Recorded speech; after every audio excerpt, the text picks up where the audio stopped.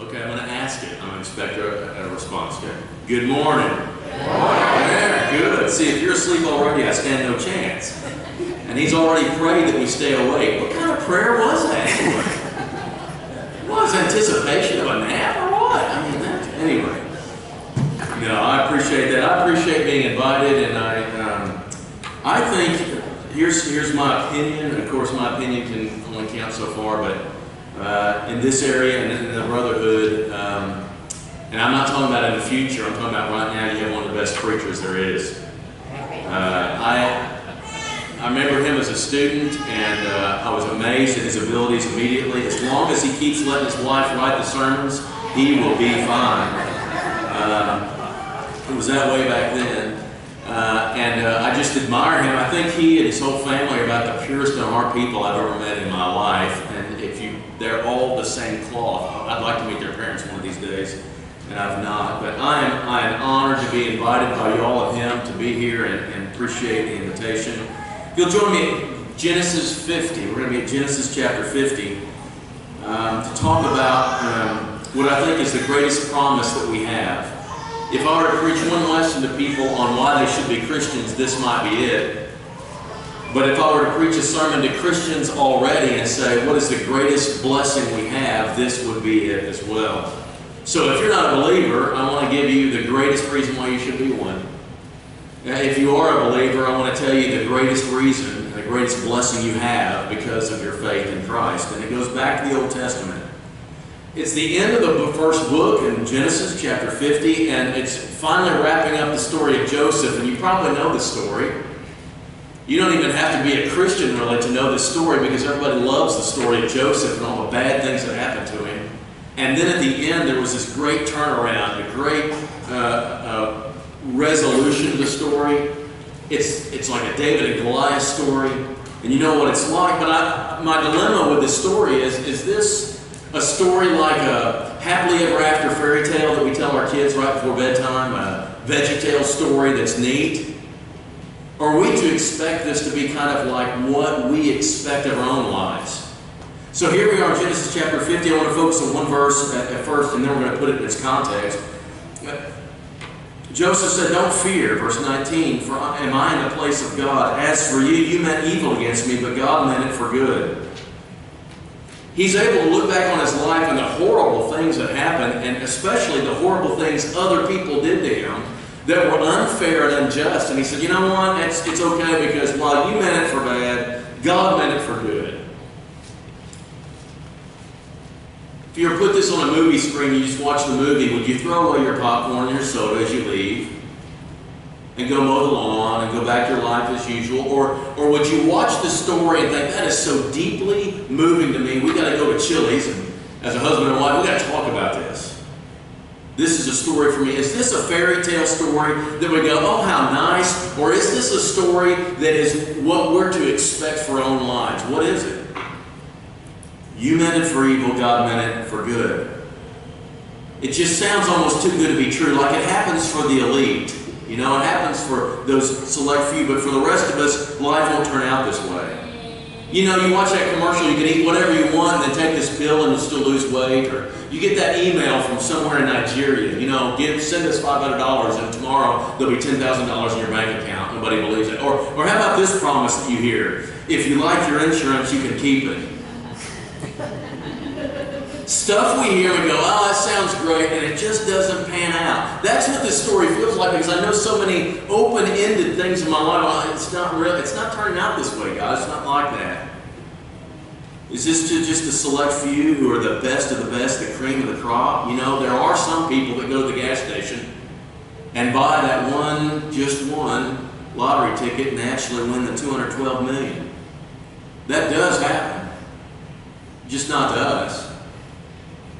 I almost agree that this is just one weird, amazing ending to a story, but don't expect that for your own life, except for the fact that it's in Scripture. And I don't think Scripture is happily ever after. I don't think it's fairy tale. I don't think it's exception to the rule. It's our story. It's what we believe God is telling us that we can expect for our own lives. And you add that to one particular scripture in the New Testament where Paul just comes out. He doesn't say it as a narrative. He says it as a principle. All things work together for good to those who love God, to those who are called according to the purpose, to His purpose. Do you believe that's true all the time? Okay, I'm gonna have a show of votes. You don't have to raise your hand. It's a nod. This way means no, and this way means yes. Do you believe Romans 8:28 is for all of us?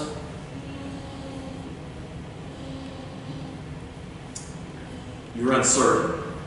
All things, good, bad, ugly, tragic, awful, work together, mixed with other circumstances, will work together for good, producing something positive in your life. That's what the promise says. That's what Joseph's story ended like. That's what Paul says is an absolute verse for us. And here's the beauty of it. While Joseph discovers that at the end of his life, we're being told at the beginning of ours. We're not being told, just test this and see if it happens for you like Joseph. We're being told you can count on this. And in a sense, Joseph was too. Because the dreams he had, all that was the promise of Romans 8:28 in visual nighttime narrative for him. That's all it was. And it guided him all his life. I want you to do this with me. I want you to think about this in your own life. What if we actually believe this is true? What if we really think it's going to work this way for us? What will it change about our lives? This is where we put it in context. Join me in Genesis 50, beginning verse 15.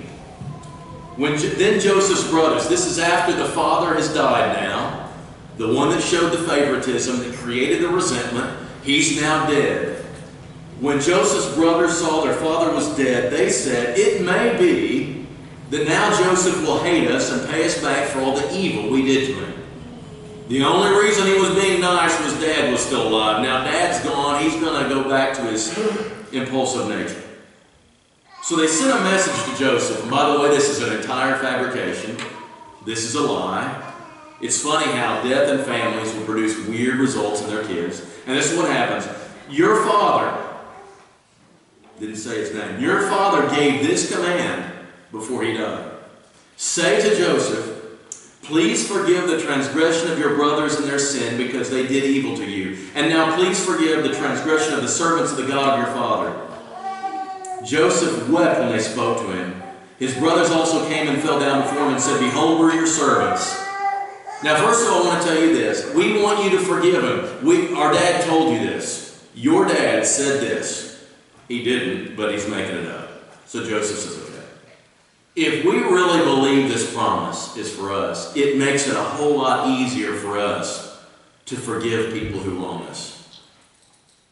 Christians are not just told to love our enemies and forgive those who offend us, but we're also told that the reason we can do that is because God's going to make even this work for our good. If we believe even evil works for our good because our God superintends all things, then we have an access to a power to forgive people that people of the world who aren't believers do not have. Now that doesn't mean that their actions were okay or are dismissed as being no big deal because they're still wrong. But you know the story. Joseph's a teen. His brothers see him coming. And what do? They convene this conference and decide how they're going to kill him. And what story they're going to tell to explain the death of their brother. Reuben says, no, we're not going to kill him. We can't do that. Let's just throw him down into a pit until we can decide what we're going to do with him. And Joseph's in this pit. And he's crying out for his life. And he's just appealing to them to not do this. And Judah says, we can't kill him, but let's sell him. Now, I can tell you, I had a brother. He made me frustrated a lot, but I never thought about selling him. He wouldn't have been worth a dime anyway. But I wouldn't have even thought about this. And so they decide they're going to sell him to some Ishmaelites. And then you know how the story ends up. And I know that hurt, and I know that scared him to death, and I know the resentment that bred at least early on. But this incredible promise, after Joseph has seen it work out in his life, empowers him to be able to truly forgive, and not just with words. He really does forgive them and realizes this is something God had in mind to help Israel to survive through those years of drought. And that's how he got them to Egypt before they got to Canaan's land 400 years later. He realizes that this was bad God used for good, and it enabled him to forgive. I don't know what wrong people have done to you. Your own family, a former friend, people who never liked you in the first place, did things to you that just made you so angry at the time, and you had every right. It was unjust and it was wrong. But if you believe this verse, you also believe God is back behind all that, and He's going to use this and work it together with other things to weave in this tapestry that is able to produce an amazing result, and you then are given the ability to forgive. We as Christians are commanded to forgive, but we're also given the ability and the perspective that allows us to generate that ability to forgive. My parents divorced when I was 2 in Michigan. I actually born in Michigan. I've repented since then. Anyway, I'm not a Yankee, I'm Southern at heart. So my mom moves back here with the stigma of divorce all over her back in the early 70s. And I had this bitterness and resentment toward this man who gave us up. I never met him. I've never seen him. Only one time, perhaps, that I was told I saw him. When I get to CRC, and Andy was there at the time, boy, I can tell you stories about her. If you want some, you just let me know. I got some in my back pocket.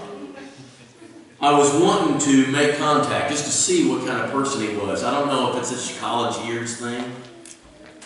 But I found out my mom allowed me to get his phone number, and I called him from the dorm. Back then, the dorm had one phone on each room in a hallway. Can you imagine that? Man. Anyway, that dates me. So I called him from that one phone in the bottom floor of the dorm. And I talked to him for the first time. He sounds a whole lot like me. He was really strange. And I said, I really want to just kind of get to know who you are. And he said, well, I'm not into this church thing. I don't believe anything like that. But if you ever want to make contact, I'm fine. I don't really want to. But if you want to, I'll let you. And if you want to come up here sometime. Real receptive response from him. Made me more angry and more angry. And I just thought, what kind of guy is this? Well, a few years later, I was able to go to Rochester College to a seminar there, and I decided I'm just going to drop in. I did contact a half-sister I'd never met before, and I met her for the first time there, and then I decided I was going to go to their house and talk with them. He wasn't there, but the woman he left my mom for was, or she came in after I'd been there a while. But as I was visiting, I saw these half-brothers. There were several. One of them drank themselves to death about 2 months before I got there. Died in a hospital at the age of 27 with alcohol. More alcohol in her blood than blood. Amazing. But I met this guy who's a half-brother. He was coming in, and he had a 2-year-old baby with him. And he said, I have 2 other 2-year-olds. They're all 2 this month. All from different mothers. Not one of them am I married to. And he thought that was quite a feat. He thought that was interesting. He thought I'd be impressed by that. And I just looked at him like, you've got to be kidding me. And the stories they told, the life they live, and the way that they live out there, I was baffled. I'd never seen this. I'd heard this stuff like on media stuff, but I'd never seen anybody live that way and think that's cool. After a while, I felt very uncomfortable. I'm like, I need to get out of here. But before I got out of here comes this woman, this man who was my dad, left my mom for. And I was awkward because I'd never had a class at CRC on what you're supposed to say to somebody in a circumstance like that. So here she comes in. And I'm sitting there going, how do I respond to this? I hugged her, actually. And as I left, I said, thank you. I'm sitting there going, if I had stayed, my mother had stayed and they'd worked that out somehow, and I thought like that, what kind of life would I be living? Instead, as it is, my mom met this guy at her new work that was, she had some people who worked with her in Annapolis, Missouri. Probably nobody ever heard of that. It's a mining corporation there. And these people got together and said, what kind of guy do you need? Because they want to fix her up like everybody else. She says, well, this is the kind of guy he has to be. We've got a guy like that here. And she met him, and they hit it off. And I remember the first time ever that I was invited to his trailer on a date with him before we went to a drive-in movie. First drive-in movie I'd ever seen. and he treated us to a meal, and he took this key. It's called a key to a sardine can. Does anybody remember these? You stick this middle thing and you wind it around, it goes around, and it was sardines and barbecue sauce, and he broke out crackers. I've been impressed by that, the nastiest things I've ever tasted in my life, but it was impressive. She ended up marrying this guy, and his mother was the most godly Christian woman I ever met. Took me and my family from the very beginning. Because of her, I became a Christian, and my brother as well, and the rest is history. I'm going to tell you this. Later on, I tried to make contact when I had Noah, and Noah was born, and he was in Poplar Bluff as my brother was dying at this time. They still had a relationship, though I did not. And he had a chance to meet Noah, and I said, I'll meet you in Poplar Bluff, and you can meet him. And he called an hour before and said, I don't want to bother. I said, that's fine. I'm going to tell you this. I believe this promise is true. I believe God's so powerful. He can take bad stuff that at the time you think is almost life-destroying, and he can combine it over the years with other things, and he can produce such a good response that you're thankful so much you can forgive. I have no animosity whatsoever toward that man that I've hardly ever met. No animosity, because you know why?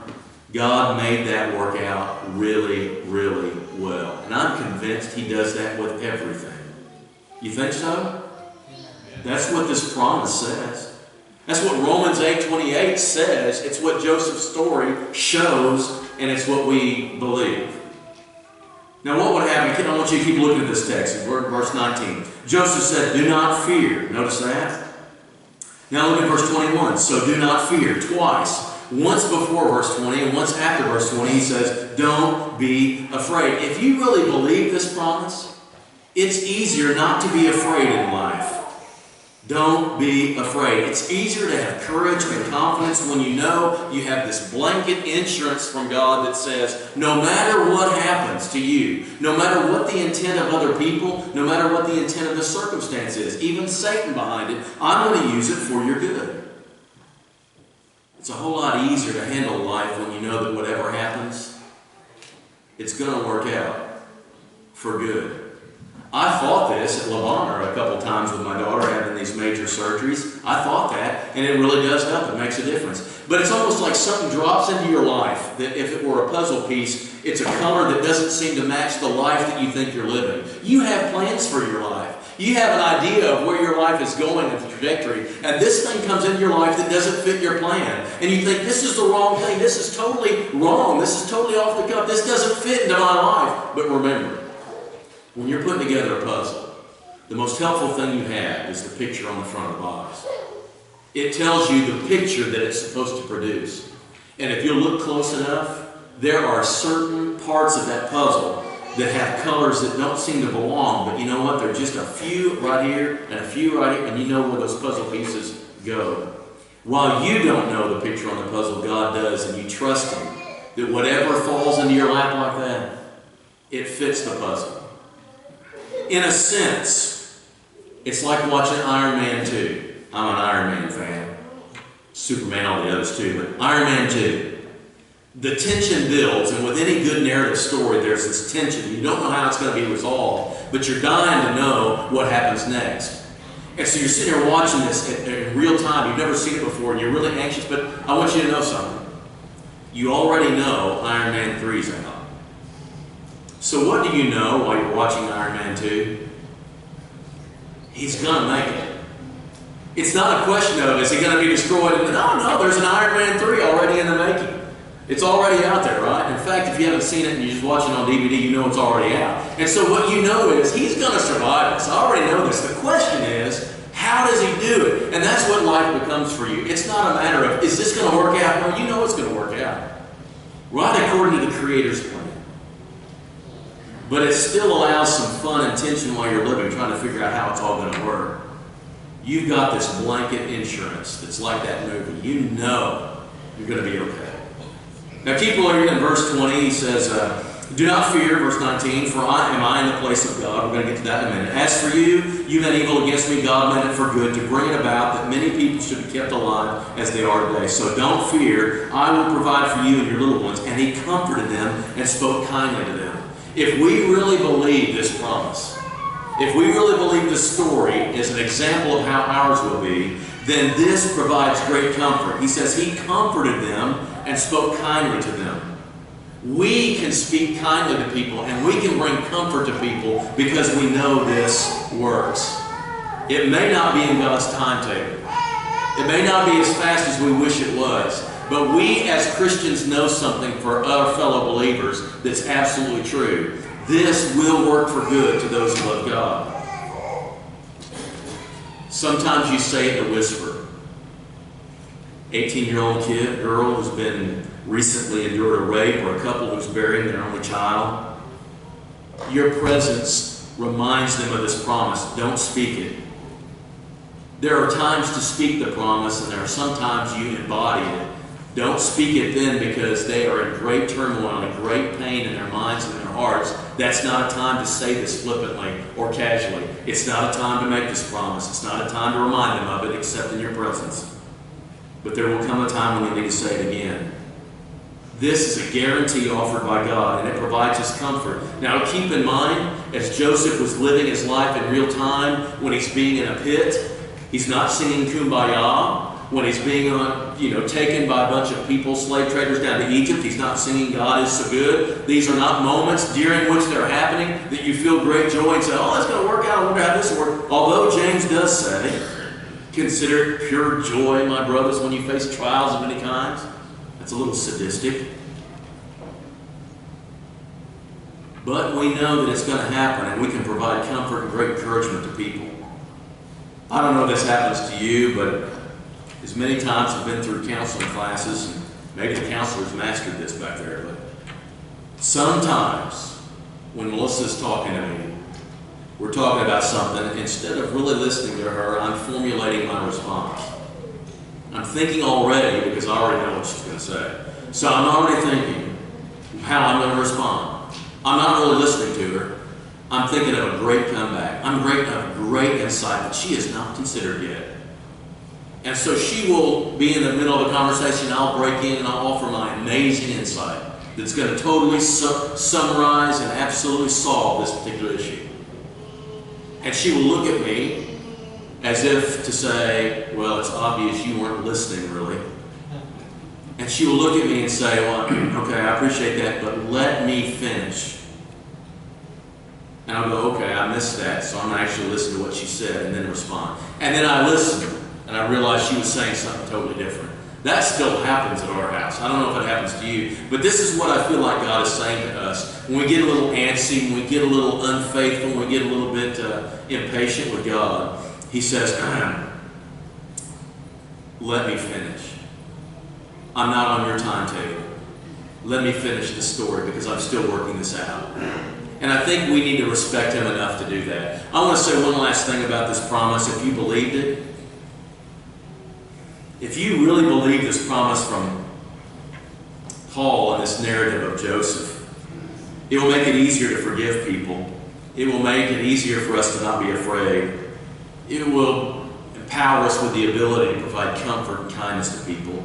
But it will also make us in awe of God. I want you to see that. Am I in the place of God? Verse 19. Don't be afraid, guys. Do you think I'm in the place of God? His answer is no. But God took hold of this and has done amazing things. We serve a God who's pretty incredible. How can God make a promise to us like this? And we always know that He's able to keep it. A God who's able to say to us, it doesn't matter what happens to you, it doesn't matter who causes it, when or why, I'm going to be there to make sure it works together for good. Does that not cause you to want to come to Him on Sunday morning and give Him the praise that He's due? Does that not make you go, wow, what kind of God do we serve?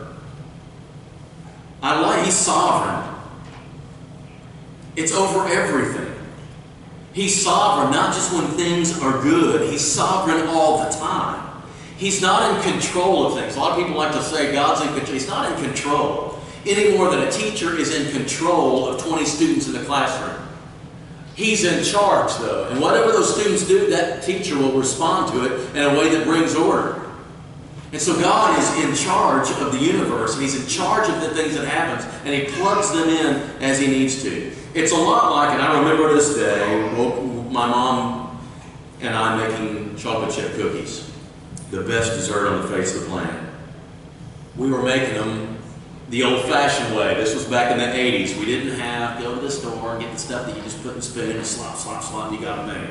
That's what we made real Nestle Toll House cookies. Does this relate to anybody? You had to put the flour and the sugar and all that stuff together. What's really interesting as we were following the recipe is there was this little bottle like this, and it lasted forever. It seemed like she had the same bottle the whole years I was growing up, called vanilla. Little bitty old bottle. I thought, why don't they make more of this? And they do, but you just don't use it that fast. It takes about this much to make a big old batch of chocolate chip cookies. This much. And I love vanilla. Vanilla's my favorite flavor of everything. So we were sitting there making it. She put this little bit in there and she put it over here. I thought, ooh, that smells good. That looks good. So I picked it up and I just went. Now, you men are like, and the ladies are like, oh, you idiot. Do you have any idea what vanilla tastes like? Vanilla sounds sweet, doesn't it? It tastes sweet as ice cream. It produces chocolate chip cookies, for crying out loud. But it is the most bitter, awful tasting stuff in the world. I just went like this, and my mom just laughed. She looked at me, she saw me doing it. She said, yeah, I could have told you not to, but this is better than that. And just, ugh, it was terrible. And I asked her, how does something that tastes like that produce something that tastes so good? I have no idea. But if you try making chocolate chip cookies without that bitter vanilla, it will be awful. How in the world does it work out like that? Nobody knows. That's just how it works. It works with other things and it causes other things to activate, but it kind of boils out itself. I don't understand that. You got to have it to make it, but you would never want it by itself. And what I'm saying to you is God is so powerful. He says, you know that bitter that happens to you? Just give it to me. I'm going to put it with some other stuff, and you're going to like the end result. That is how powerful the God we serve is. Now, if that doesn't make you want to worship, I don't know what will. If that's not the greatest promise we've got, I don't know what is. The promise that nothing can happen to you that God can't handle. So I would say this. It sounds too good to be true. I swear it does. If an outsider, an unbeliever looks in, listens to this conversation we're having this morning, and says, oh, that's just wishful thinking. I get it. I understand. It just sounds too weird, doesn't it? It's too good to be true, except it's not. We have a guarantee, a bumper-to-bumper guarantee for our lives that God's in charge and sovereign. And it's not only true, it's guaranteed. And you can claim the verse as a believer. Now, the thing is, it's a promise made to those who love God, who are the called according to His purpose. This is not a blanket, humanitarian, universal promise. It is a promise to believers only.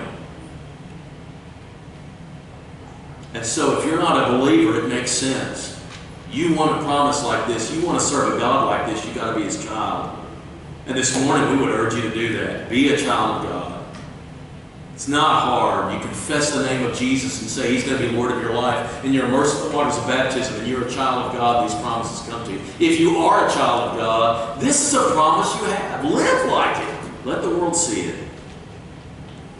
In college, my favorite card game was spades. Still is.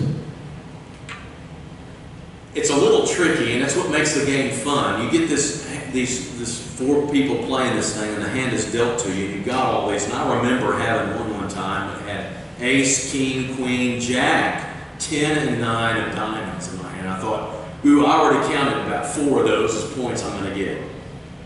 Because I'm going to play those, and I'm going to take those hands, and I'm going to win those. Here's the problem. When you have that many diamonds, then somebody else doesn't. They don't have the diamonds, and so you may have an ace, but they don't have any at all, and they throw out this little bitty 2 of spades, and it beats it. You got an ace of diamonds and a 2 of spades. Why? Because spades is trump. Any spade will overtake any other suit, no matter what the value of it is.